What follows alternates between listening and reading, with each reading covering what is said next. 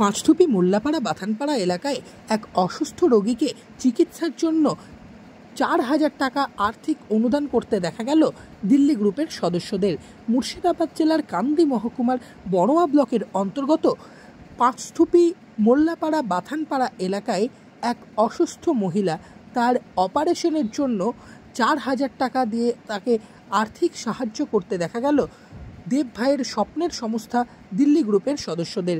দিল্লি গ্রুপের সদস্যরা এদিন পাঁচথুপি বাথানপাড়া মোল্লাপাড়া এলাকার ওই পরিবারের কাছে 4,000 টাকা আর্থিক সাহায্য করে তার অপারেশনের জন্য তাকে 4,000 টাকা তুলে দিল।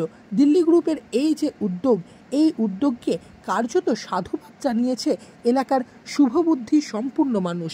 এলাকার শুভবুদ্ধি সম্পূর্ণ মানুষরা দিল্লি গ্রুপ তথা দেব ভাইকে শুভকামনা জানানোর পাশাপাশি ওই পরিবারের পক্ষ থেকেও দেব ভাইকে শুভকামনা জানানো হয়েছে।